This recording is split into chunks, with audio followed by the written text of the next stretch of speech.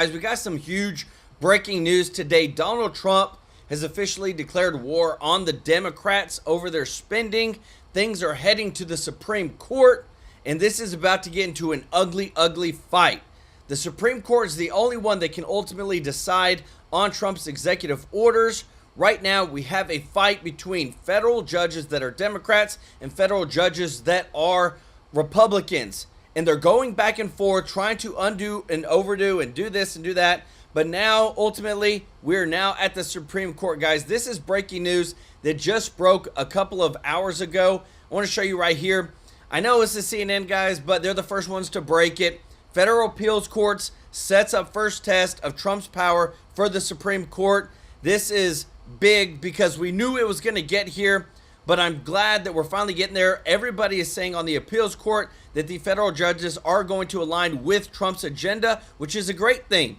Trump is so upset about all this wasteful spending, he even posted a 20-plus line item of all the government waste and abuse that we'll show you in a minute over the most ridiculous things of us actually interfering with other countries, their elections of your taxpayer dollars, even into a huge country like India, where we influenced their elections so that we could get certain people elected. And Trump said he's fed up and he wants to eliminate all the Democrats spending, all of it.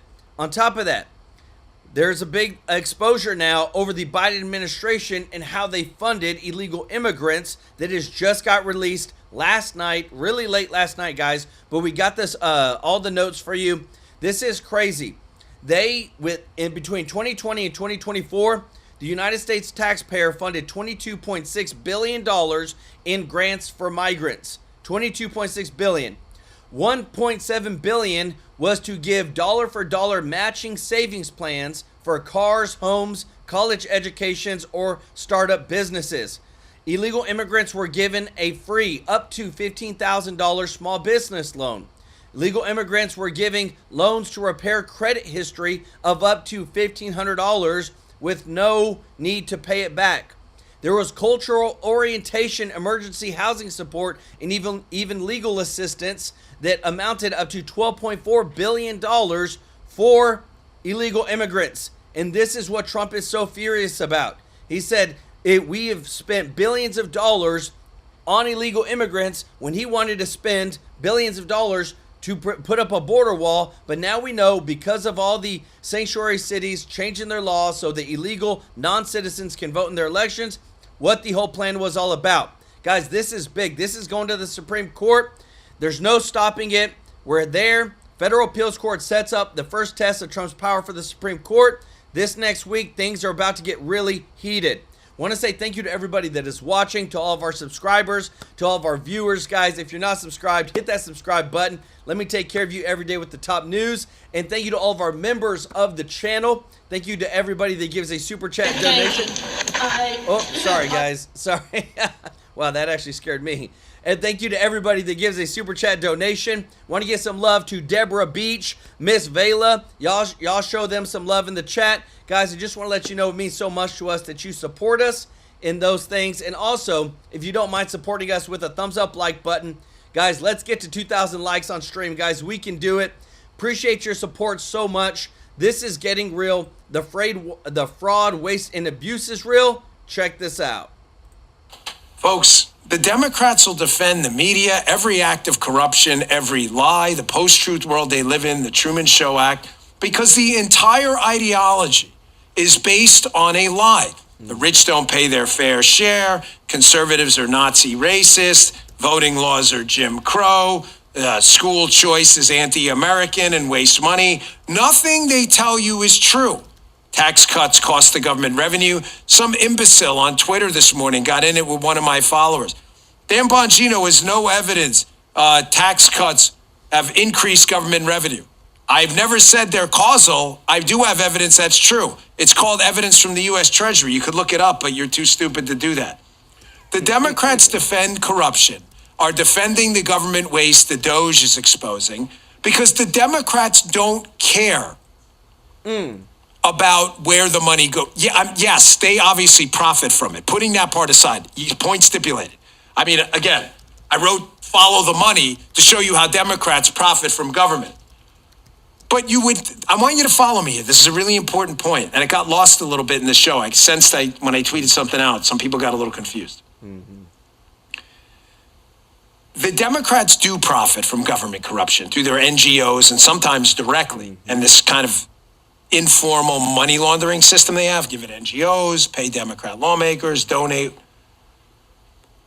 But even then, if you were profiting, imagine it's your business. You don't want fraud in your own business, right? Because it's less money for you, correct? The point I was trying to get at yesterday is you would think even Democrats that profit from big government would be interested in weeding out fraud. Is this point making sense, Justin? Because it's more money for them. So people are asking me, well, why don't they care about the fraud? Because, folks, all they care about is control of the money. The government has to control your money no matter what. And they know they can't do it because the government can't even paint a color by numbers book. So they understand that if the fraud starts getting pointed out, it's over. Can you go to the LexisNexis guy first before Mike Lee? I want to get to that. But Guys, this is about the most damning evidence that we have at this point, what you're about to see next. And I've shown you this clip, not this clip, but I've shown you this guy speaking, and it's being brought up again because of how damning it is to the Democrats, to the uniparty of the fraud, waste, and abuse. Check this out. I want you to show you what I mean here. This LexisNexis CEO is up on Capitol Hill yesterday and shocked the entire world. They asked him, how much fraud do you think is in government payments? Dead people, double payments, companies that don't exist. Folks, the number he gives is staggering. The Democrats don't want you to see this because then you're going to say, why am I letting government control money? They can't figure this thing out. That's why. Watch this. How much money do you calculate is wasted due to waste, fraud, and abuse in the entitlement programs each year? Yeah. My number right now between federal, state, and local government is you can save $1 trillion a year by simply putting in front-end identity verification, eliminating self-certification, and monitoring the back end of the programs that are providing the benefits. Those three things. Did he just say $1 trillion? $1 trillion, everybody. Our entire tax base is about $4 trillion. We spend about $6-7 trillion. You're telling me our tax base be $5 trillion, excuse me. This is how big the numbers are. You're telling me about 20% of the government are totally, completely fraudulent payments? They will defend this because the minute you start to see how bad the problem is, you're going to fire the bookkeeper, which is the government. And they don't want that. So they'd rather get paid a little less and keep the corrupt bookkeeper than get paid a little more and expose you the bookkeeper's corrupt. Does that make sense? I want to get to this too, because this is just stunning how the Democrats have just married themselves to this post-truth world of lies and corruption, and they think nobody's going to see through it. Senator Mike Lee, great senator, one of the best, maybe the best.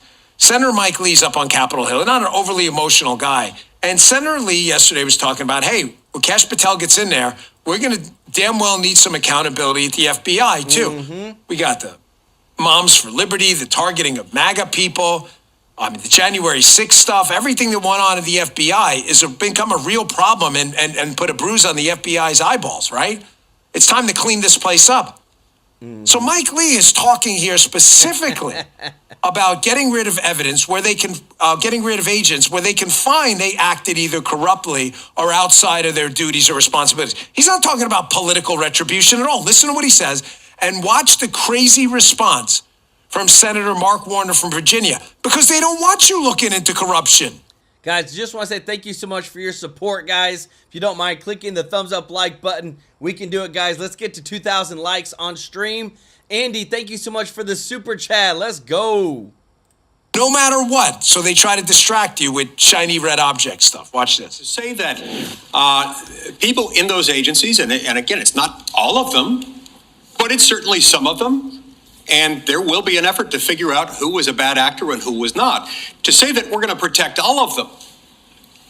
and protect any of them from being fired, even if they engaged in some of these dastardly acts. This is offensive, and our constituents, those who elected us, would be really upset with us with darn good reason if we supported this. I urge my colleagues to oppose it. Mr. Chairman, I'd simply say, as a member who was here on January 6th, when the Capitol Police and FBI defended virtually all of us, to somehow say that protecting them would be an insult, I find remarkable. Mr. Chairman, that is not at all what I said. And I want to be very clear for the purposes of the record that in no way, shape, or form is that what I said. I made no reference to any of the people who are protecting us. I'm talking about those people. They know who they are. The Trump administration at some point will figure out who they are.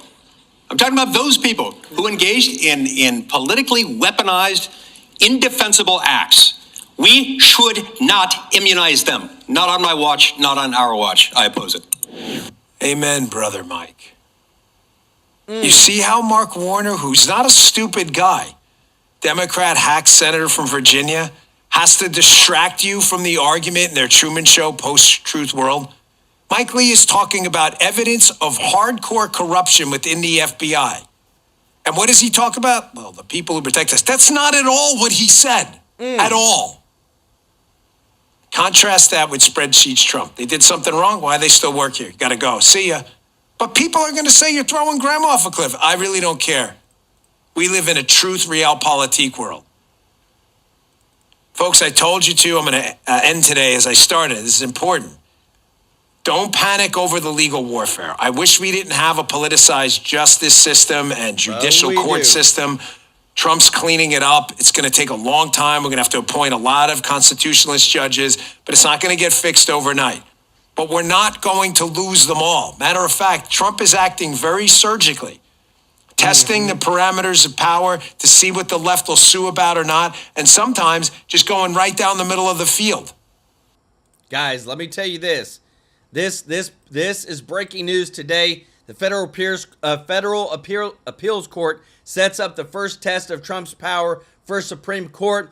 Why is this happening today? Because what you're about to see right now. And I want to put out, Andy made a great point, said California is asking for federal money. Meanwhile, they're going to spend up to $10 billion on health care for illegal aliens after the LA fires. Yeah, California's whole deficit is $30 billion per year. And they're spending a third of that on illegal migrants. Guys, that is the just idiotic ways that politicians are taking taxpayer dollars and abusing it. Just this is a post, guys, from Donald Trump on Truth Social.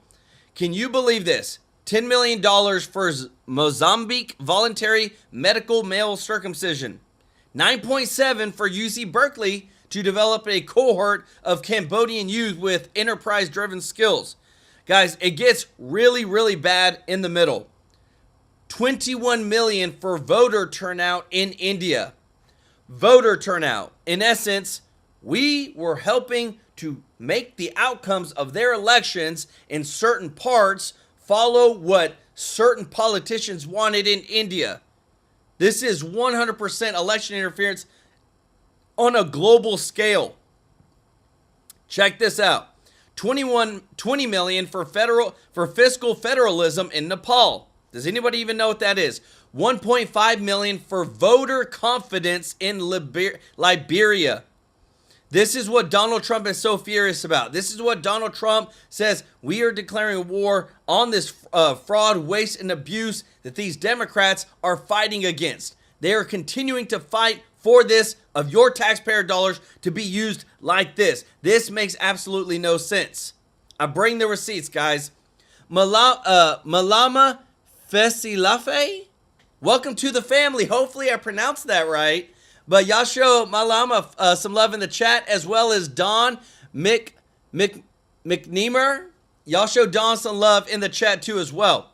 And guys, again, every day there's coming out new stuff, and I'm bringing this to you.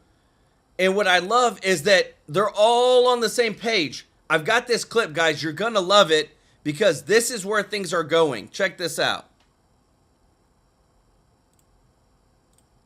they will send you to prison, or in Trump's case, and I've warned about this, assassination. So I said, if you're not prepared to go to prison, if you're not prepared to sacrifice your life, you're in the wrong line of work. This is all-out political warfare between two sides of the United States that can't stand each other. Each side thinks we're barbarians. We think they've destroyed the country. We think they're dangerous. They think that we're beyond dangerous. To the matrix of the days of thunder. Remember, let's go back to the big things that have to happen. Stopping the kinetic part of the Third World War, number one. Number two, the mass securing the border, the mass deportations to commence. And in the middle is the financial crisis, getting the federal budget cut, tax cut in there. Appropriate tax cut, I might add, which is the tax cuts for the middle class and the working class, and wait for it, no tax on tips, no tax on overtime, and no tax on Social Security.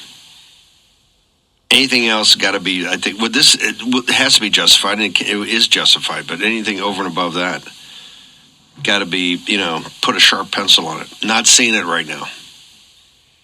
Not seeing the corporate tax cut and not seeing the tax cut for the wealthy, just not feeling it. Doesn't speak to me. How's that? Doesn't speak to me. And you got two processes. So we'll make it all, by the time we're ready to go fix bad nets, you'll see the whole picture. But it's just forming right now. I would say a concept to make sure you understand, and this is going to get constitutional quickly because it's going to the Supreme Court of these United States. Impoundment. And after we are there, March guys. 14th, it's going to heat up big league. And DOGE is going to be both cutting, and I think the way you jam the DOGE cuts, at least they've got the waste, fraud, and abuse into this process, is that in the, April, May, June, July, boom, boom, boom, times of this fiscal year, at the same time, in the building of the budget for the next year, you have the appropriations hearings. Those are going to take place in June and July in the summer, and DOGE will be in there programmatically. Should be. This is the way it should work.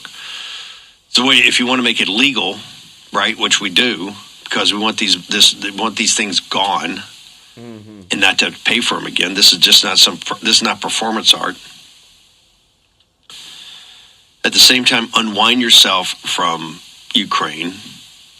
Unwind us, get this thing sorted in the Middle East, and that is, this Gaza thing. Look, what the IDF has done to Hezbollah is nothing short of earth shaking. They defeated the Persian militias that have been the bane of everybody up in the north, and that's got to get sorted without dragging us into a further conflict there. Which anybody's talking about Persia and going into Persia is just dragging us into a future conflict, and it doesn't need to happen. It doesn't need to happen. And just where the American people are, it's not going to happen. So people have to face reality on that. As President Trump reorients to this hemispheric defense, Monroe Doctrine 2.0. You do that and you start taking the financial crisis, which a lot's driven by or being all over hell's half acre, then hey, guess what? In a year or two, you can see starting to stabilize. Underneath that, the foundational element to drive that is this full spectrum energy dominance, but stopping the insanity of net carbon zero. The same thing that's deindustrialized Germany and left them in the lurch right now. You got Stolz over there today, even as we speak, calling at the Munich thing, I think calling a national emergency of Germany to get more money to go to Ukraine. Remember, they always told us, "Hey, we can't get to 2% because we have a constitutional amendment that says we have to have a balanced budget." But said we'd like to have that too, but unfortunately, we're defending you. So much to do, and you're going to be the tip of the spear as we sort this out. But days of thunder, or President Trump will be hitting them with 10 or 12 on Monday, and another 10 or 12 on Tuesday, and another 10 or 12 on Wednesday, and it's going to keep going. The howitzers are out. We've broken Carville. Guys, and that's what he's talking about, that right now, as we're teeing up to see things go straight to the Supreme Court, this broke just a couple of hours ago. Federal Appeals Court sets up first test of Trump's power for Supreme Court, that things are getting heated more than ever, guys. We're at a point where Trump, Elon Musk, everybody is fed up with the wasteful spending that keeps coming out. It's so bad, guys. It's so bad what you're about to see that a lot of this, I'm just like, how did they even get, how did anybody not say anything, guys? Look at this, $22.6 billion in grants for migrants between 2020 and 2024. $22.6 billion. I think of senior citizens, I think of homeless vets, I think of U.S. citizens that have kids that they can't afford to do certain things or even get their car repaired. Look at this, $1.7 billion in dollar-for-dollar match savings plans for cars, homes, college educations, or startups. Dollar-for-dollar matching. I don't see anybody coming out here and saying, hey, Joel, if you save $1,000, we'll give you $1,000 too. But they did it for the illegals, for the refugees, for all these people coming in. Small business loans up to $15,000, where they don't have to, guys, most of these don't even have to pay back. Loans to repair credit history of up to $1,500. Cultural orientation, emergency housing support, legal assistance, and Medicare. Guys, this is why we're going to the Supreme Court. It's that bad. We are at the brink. We are literally at the tip of the iceberg of how much fraud, waste, and abuse the taxpayers have been funding for God knows how long. Thank you so much, David Sterling, for the super chat. Let's go. He said, will we get a stimulus check? Hey, I haven't heard anything lately about the stimulus checks for anybody, but I would say this. I would rather see Americans get a stimulus check than for us to continue funding all this idiotic spending across the world while we have Americans that are hurting. Listen to this. About the uselessness of the federal government and how they're fighting at every turn they get, and about the lawfare that the left is resorting to in this desperate attempt to stop him. Right now, we're seeing a major test to the rule of law as federal judges continue blocking President Trump's plans to overhaul the government. A federal judge is blocking the Trump administration from offering more buyouts to federal employees. Another federal judge blocked Trump's executive order to ignore the Constitution and end birthright citizenship. It's now not, because that too has been blocked by a federal judge. You know what else got blocked today? Another one. Just insufferable. These people have massively overstepped. And on top of all the other orders, today, a federal judge decided what a government agency apparently can put on its own website, overriding Trump's order to take things down related to gender ideology over at HHS.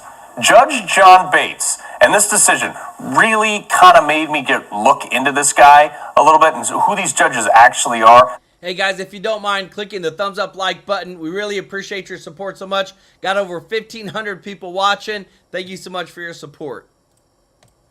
You know what he was? He was on the FISA court. Remember that? That's that court that had over 300,000 abuses of our constitutional protection. He was a judge there. He was also the judge who ruled against Trump in his first term that kept DACA in place and even it opened up to new illegals. Funny enough, on February 7th, that's the judge, though, that declined to issue a restraining order against DOGE accessing the Treasury records. But if this doesn't show you how incestuous this whole system is, the Democrats just walked across the hall and shopped another judge.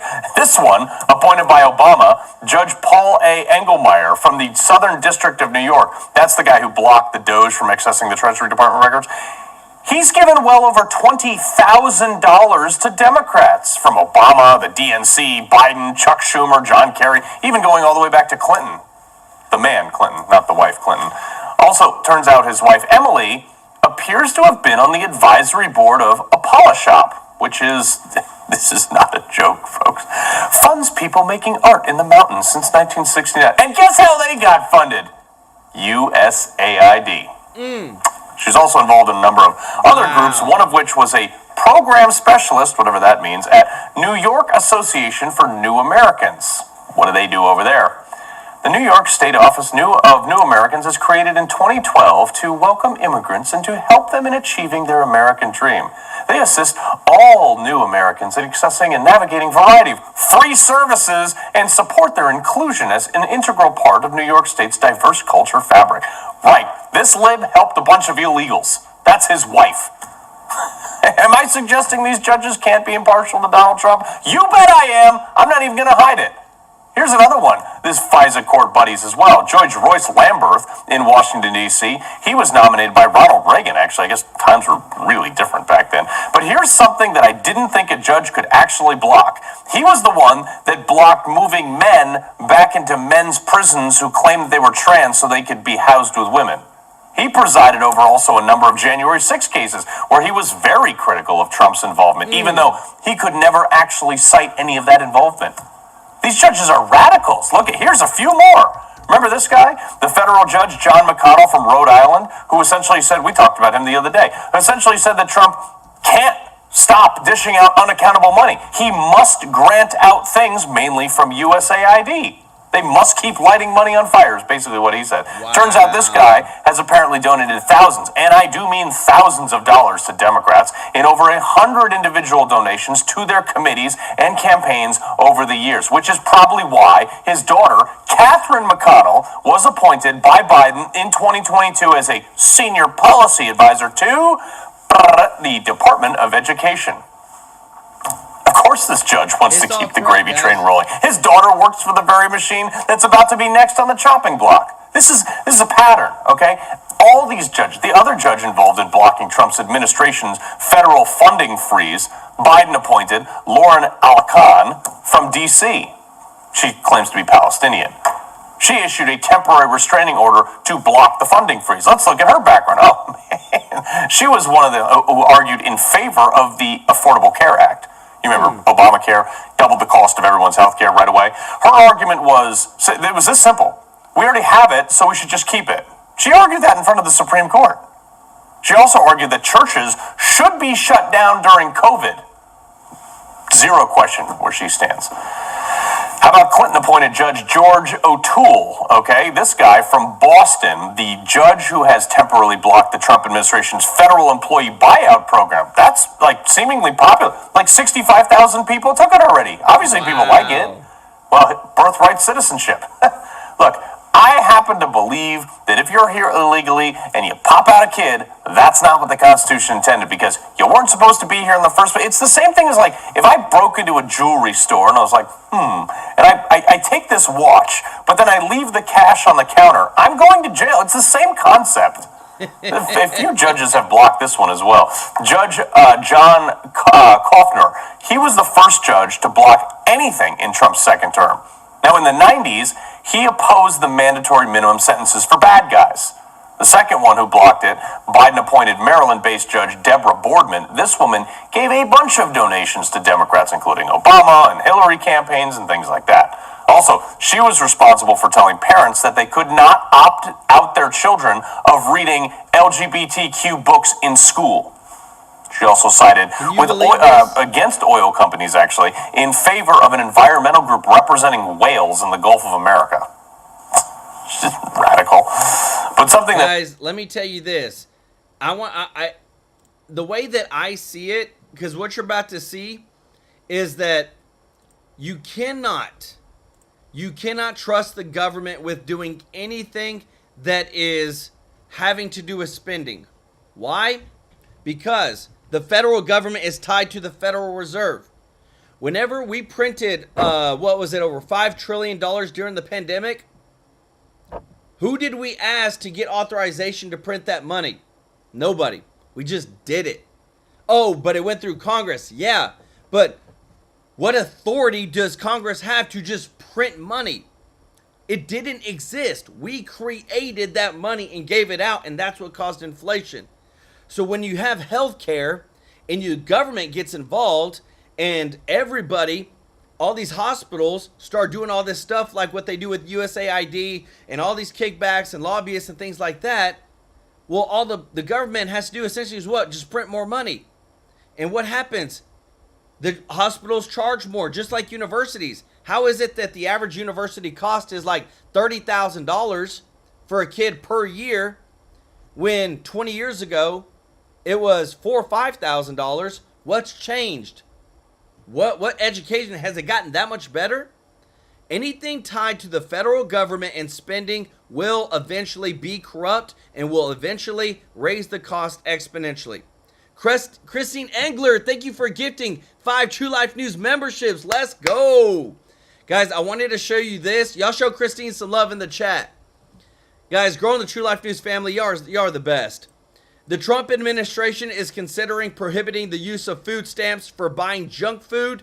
Agriculture Secretary Brooke Rollins is spearheading this initiative in collaboration with the HA Secretary Robert F. Kennedy. Like, that's pretty big, guys. I remember I had friends who were on food stamps, and man, they was always eating some Doritos, and I was over here with the generic kind, guys. That's just, I mean, we didn't have much money growing up. I wanted to show you this, guys, because again, too, we go back to all these federal judges. They're saying Trump doesn't have the authority. Let's take a blast from the past from one of your favorite presidents, Obama, and what he said about cutting wasteful spending. Check this out. One of the commitments that I made to the American people was that we would do a better job here in Washington in rooting out wasteful spending. We don't need to wait for Congress in order to do something about. Wait, you don't need to wait for Congress? I don't remember anybody saying anything about Obama. Wasteful spending that's out there. Cutting waste, making government more efficient is something that leaders in both parties have worked on. We haven't seen as much action out of Congress as we'd like, and that's why we launched on our own initiative. One of the y'all hear that, guys? Obama did the exact same thing that Trump's doing, but only because it's Trump. That's why they're weaponizing the justice system against them. But guess what? They are in Congress right now fighting it, guys. This is the most beautiful part about what you're about to see next. Sherry Garcia, thank you so much for the super chat. Let's go. Said so important to get Senate up to 2/3 Republicans. And thank you so much, Andy, who said after Inauguration Day, data from Google Trends in Washington, D.C., searches for lawyers increased 400%. Yeah, I also got something else to show y'all. If you don't mind clicking the thumbs up like button, guys, if you support the channel, thank you so much for your support. Check this out. Mr. Gentleman, and I yield back. Gentleman from New Jersey is not recognized. Thank you, Mr. Chair. First of all, it's humorous to me. President Trump's been in for 3 weeks. It's about 3 weeks, right? And you all are blaming him for the inflation engine that was created over the last 4 years. Come on. Seriously? Realistically? Come on.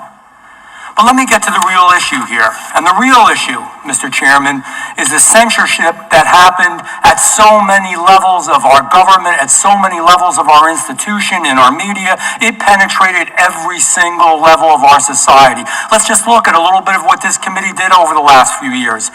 Look at social media. The Biden White House colluded with Facebook to silence American citizens. They censored satire. They censored dissent. They censored facts they didn't like. It was censorship. And this committee exposed it.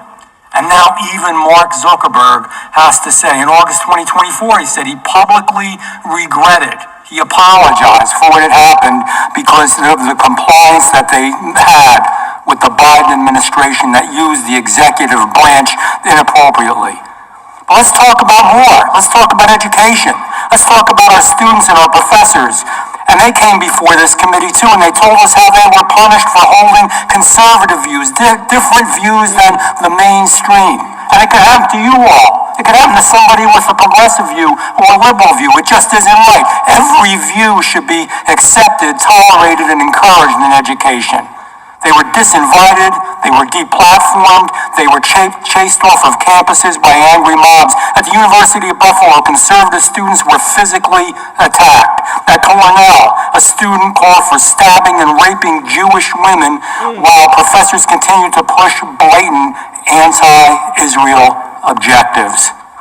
Mr. Allen, I never heard you say a word about any of this. At Tulane, Jewish students were beaten in a protest while administrators stood by. And at Berkeley Law, these are just a few examples. Student groups created Jew-free zones, banning anyone who supported Israel from speaking. Because that's what it was about. Censorship, because our free speech is the most powerful tool that Americans have. This is all censorship. The committee exposed it. Let's talk about healthcare. Doctors were silenced. Scientists were blacklisted. Intel officers suppressed DOD and FBI findings on the lab leak. Remember the lab leak in Wuhan? Impossible. I said it, man, I was mocked that it really possibly and probably did come from a lab and not from a wet meat market. That was a big joke back then. You were censored. You were censored if you had a different opinion. The CDC and the FDA withheld data on vaccine side effects. It was censorship. And this committee, again, exposed it. The FBI, the Department of Justice, remember that stuff? Spying on conservatives, spying on Catholic churches that we're going to, spying on concerned parents and labeling parents who are concerned about their kids and going to school board meetings as domestic terrorists. They were trying to censor them and using faiza, worst of all, to go after millions of Americans inappropriately. It was censorship, and we exposed it. The ultimate censorship? The media, the legacy media, which pretended none of it was happening. Most folks never got to hear about it, didn't even know. There's still a lot of Americans that don't know. It was all censorship.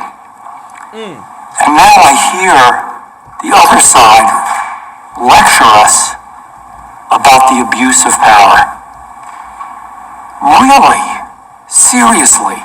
After what happened after the last 4 years? You gotta be kidding me. It's unbelievable.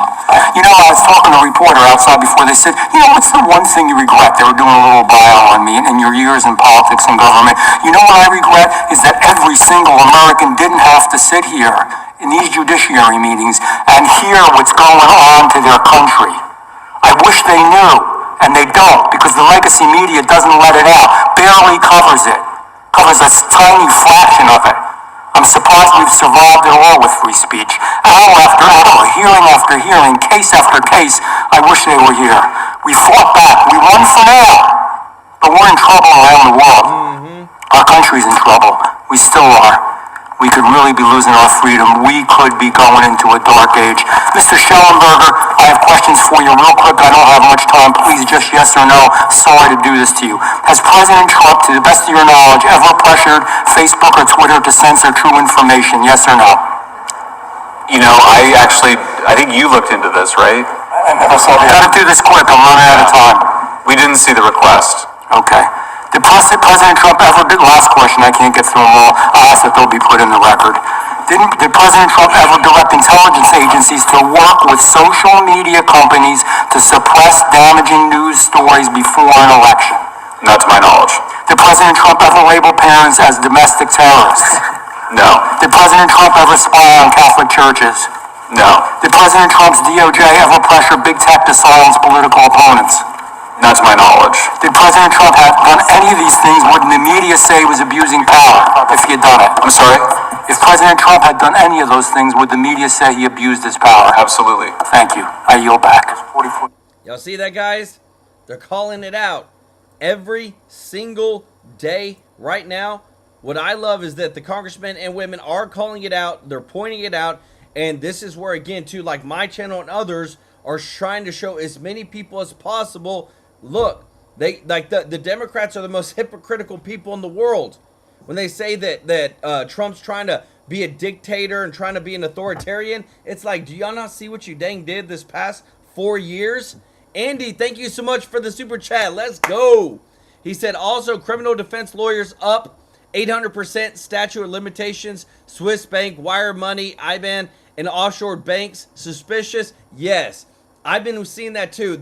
You can always go and search on Google Trends what people are searching for in specific areas. And in Washington, D.C. specifically, you've got wipe, erase, Swiss banks, offshore banks. Guys, these people are so stupid that, you know, they would at least be smart enough to use a VPN or incognito mode. It is bad, but there's corruption there. That's where we need to find it. Y'all show Andy some love in the chat, as well as Alex Sanchez some love in the chat. Thank you so much for your support, brother. Guys, I want to show you this because, again, too, it's not just one. It's everybody. And I'm kind of irritated with this statement because we elect people to go in and do a job as a representative of the people. That's why they tax us the way they do, is because we have it in the Constitution that you cannot have taxation without representation. Well, when we elect representatives and they go and they don't represent us in our tax dollars are spent, well, that's going directly against the Constitution. Listen to what he says here. I've seen Democrats on TV for the past week scream, Elon Musk, Elon Musk, Musk, Musk, Musk, Musk, Musk, Musk. It's been quite invigorating, actually. I'm really enjoyed it. And what's funny about it to me is that you're mad at the guy that found the fraud, but not mad at the people that wasted your money. Here in Congress, we clearly can't cut a budget, so I really thank Elon for doing our job for us. You hear that? So wait, if Congress can't cut a budget and we got to bring other people in to do the budget, then what do we need Congress for? What does it matter that they're there? I mean, am I making sense, guys? Watch this. Grant Cardone, big billionaire, big supporter of Trump, posted this. To all who oppose tariffs on Canada, below are the tariffs imposed on U.S. pre-Trump. This is from the Global Affairs Canada. 270% tariff on milk, 245% tariff on cheese, 298% on butter, 238% for chicken, cars 45%, steel 25%, TVs 45%. So this is the facts. Nobody sees that everybody else screws over the United States when it comes to tariffs, but dang it, if Trump comes out and says we want to put 25% tariffs on people, everybody starts freaking out when they don't know the facts. But again, too, you got a lot of naive people in the United States who have no idea what's going on. But again, guys, I'm telling you, the stuff Trump is doing is huge. Not only when it comes to tariffs, when it comes to Greenland, the Panama Canal. Check this out.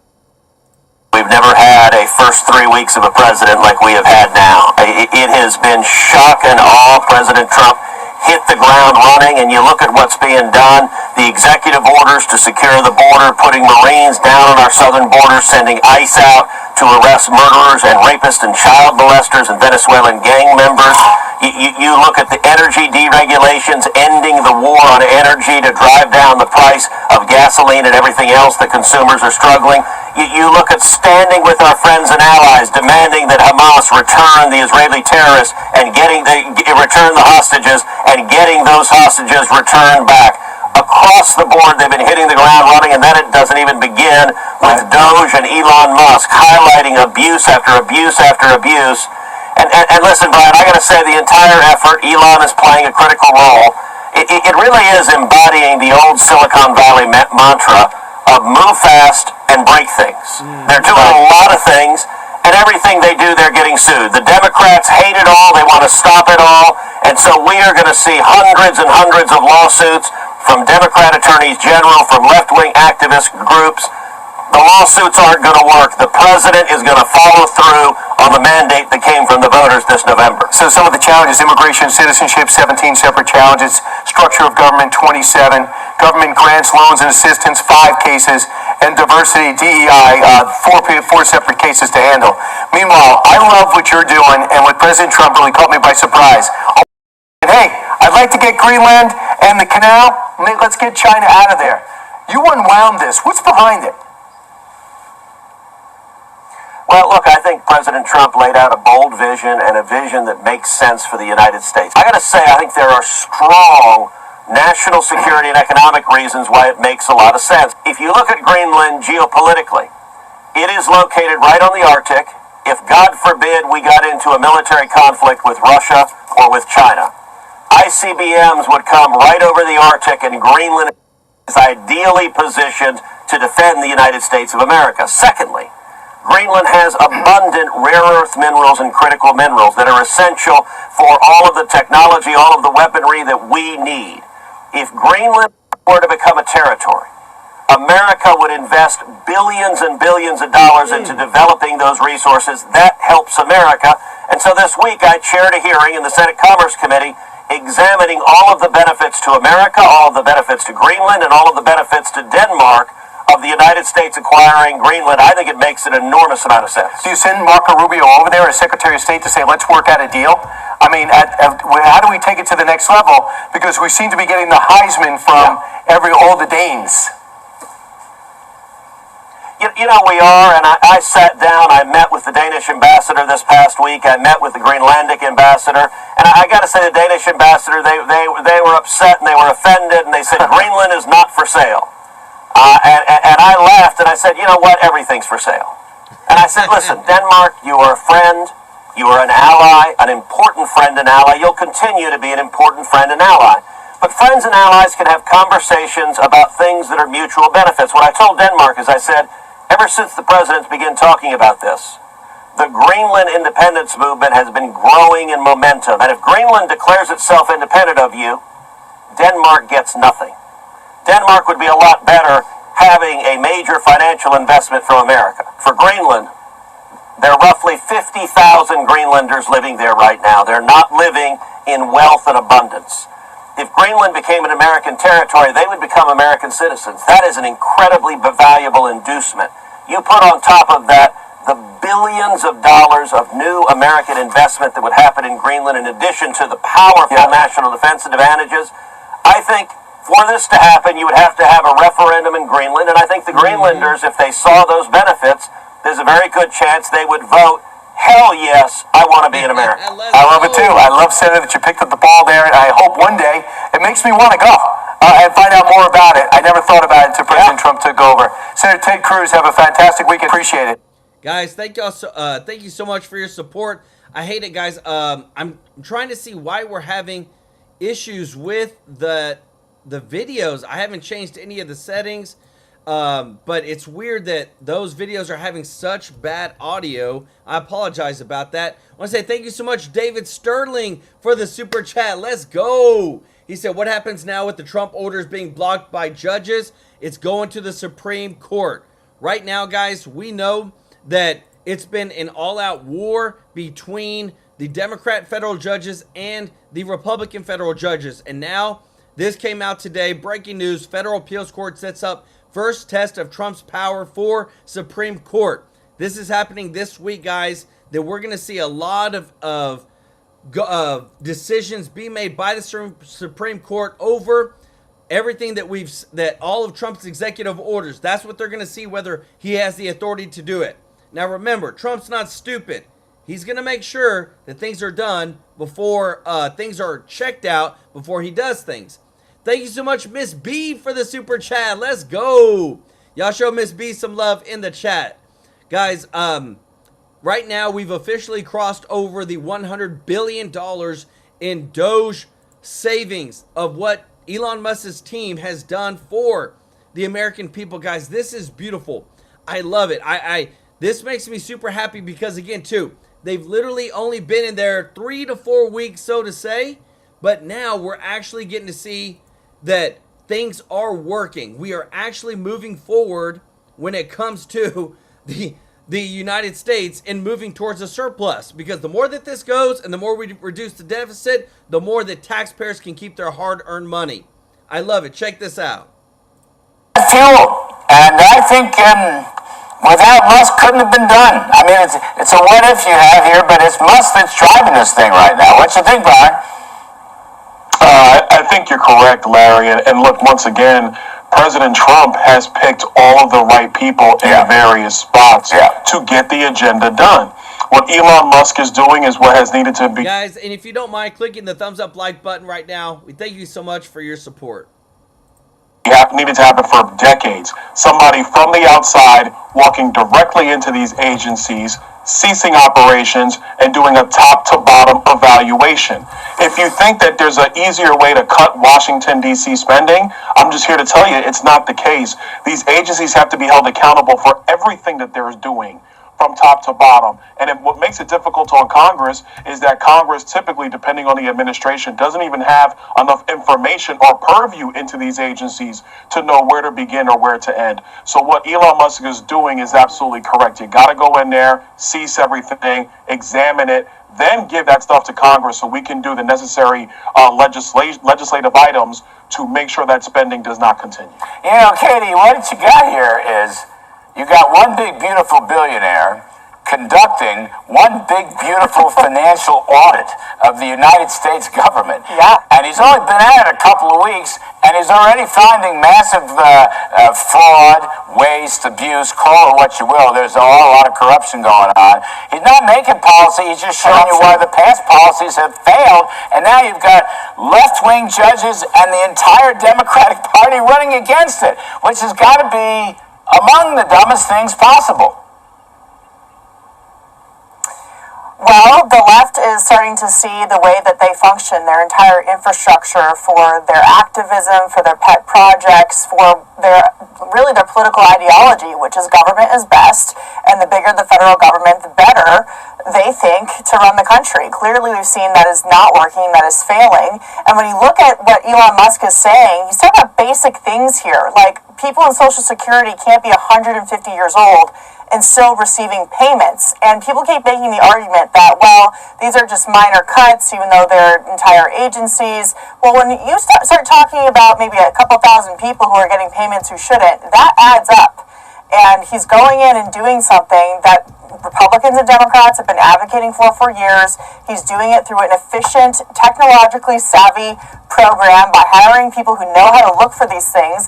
And he's simply pointing out that, look, payments are going out the door with no explanation about why. And now there's all this evidence that you're seeing in the last days of the Biden administration of them shoveling stuff out the door to try and get this money essentially to their activism and to their friends. And on the campaign show, we heard a whole lot from Democrats about how this is about saving democracy. We have to, defeat Donald Trump because democracy is on the line.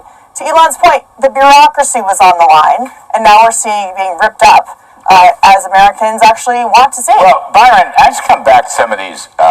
First of all, Elon Musk and his crew of geniuses are now government employees. They're special government employees. It's a classification that's been used by Republican and Democratic administration. So they're government people. All right, they've been cleared. They've been vetted for sensitive information, okay? You got some judges saying not even the Treasury Secretary is allowed to see sensitive information in his own Treasury Department. I mean, how stupid is that? The other thing is, it's, you know what? It's an audit and then a pause. And I want to ask you about this, Byron, because we talked to Russell Vogt, the new OMB director, just confirmed OMB director. They're asking for a pause in order to review a whole bunch of funding programs that don't meet President Trump's criteria and don't meet the fraud test from Elon Musk. It's a review. They're not saying we're going to undo congressional mandates. They're saying, let us audit, pause, review, and then we'll figure out what to do with these funding programs. Now, again, I ask you, what is wrong with that? That's what any business would want to do, it seems to me. There's nothing wrong with it, Larry, except if you are the Democratic left, and like Katie was saying, all of your pet projects are the things that are being halted and reviewed. Let's go back 4 years. When Joe Biden came in, he halted all of Donald Trump's border procedures, border protection protocols, and they did a review.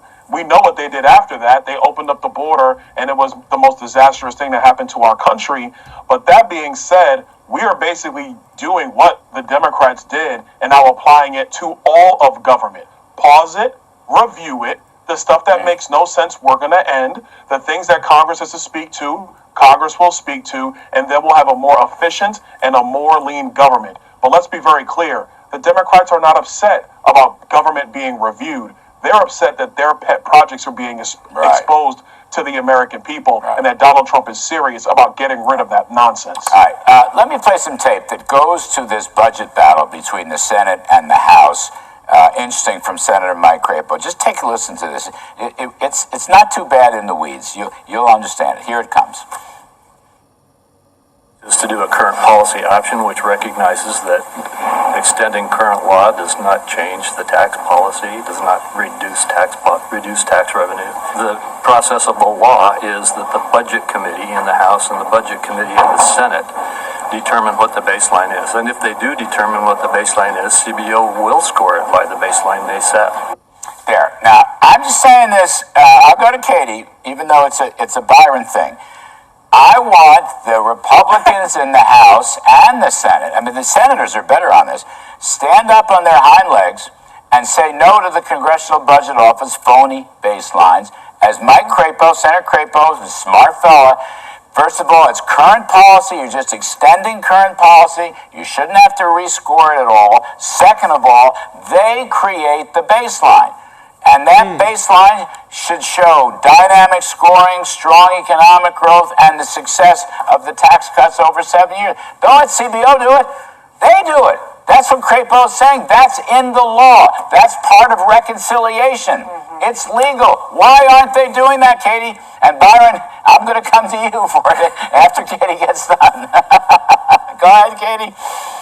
Well, in this town, you know, the CBO, for some reason, is still relied on as an accurate scorer of these types of legislation and tax cuts. But on the messaging front, you know, Republicans have to start talking about this in terms of if the Trump tax cuts are not extended, what's the opposite of that? A tax hike. And that should help get Republicans and Democrats on board, including Democrats, who are in a tough spot to say, your constituents are going to see their paychecks decrease if you don't go forward with making the Trump tax cuts permanent by the end of the year. All I'm saying is, Byron, the Budget Committee should create its own baseline. Don't be cowed or intimidated by these phony CBO baselines. I mean, heck, revenues went up $2 trillion since 2017. The CBO is completely wrong. Create your own baseline and then go on with it. Let's go. Let's not make this any harder than it needs to be.